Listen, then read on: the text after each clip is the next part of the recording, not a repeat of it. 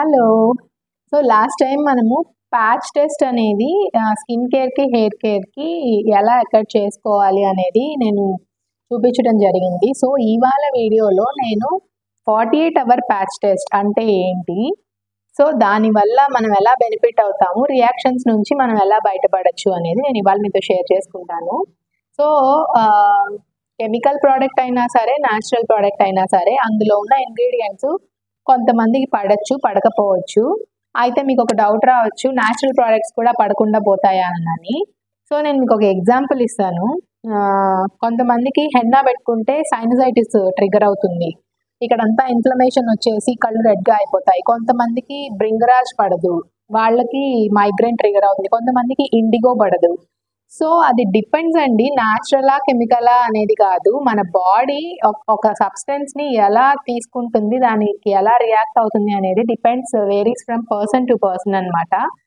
So, నాకు ice cube గాని మొహం మీద రబ్ చేసుకుంటే ఇమ్మీడియేట్‌గా ట్రిగ్గర్ అయిపోతుంది సైనసైటిస్. ఐస్ క్యూబ్‌లో ఏముంటుంది? వాటరే కదా! Cool water. సో, అది న్యాచురలే కదా! But still my body reacts అనమాట.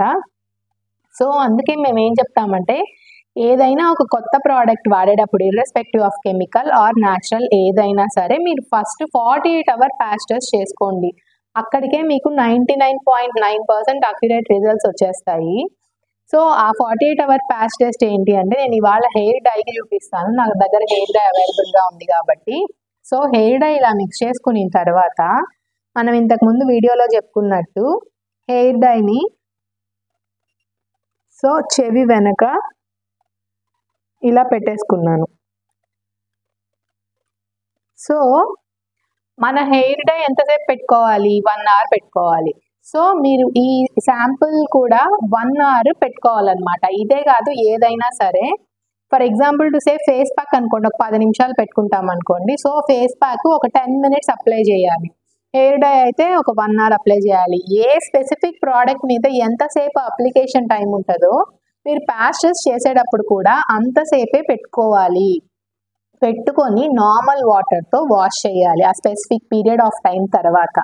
నార్మల్ వాటర్‌తో వాష్ చేసిన తర్వాత ఒక 48 అవర్స్ దాన్ని డిస్టర్బ్ చేయొద్దు. అంటే దాని మీద షాంపూ వేయడం గానీ, లేదా ఇంకేమన్నా ప్రొడక్ట్స్ అప్లై చేయడం గానీ, ఇలా ఏమీ చేయకుండా ఒక 48 అవర్స్ మీకు కుదిరితే ఇంకొక రోజు ఎక్స్‌ట్రానే చూడండి.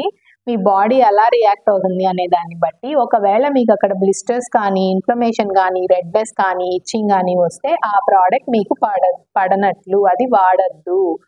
సో, అది ఏమీ లేకుండా అక్కడ ఏ రియాక్షన్ లేకుండా నార్మల్‌గా ఉంటే ఆ ప్రోడక్ట్ మీకు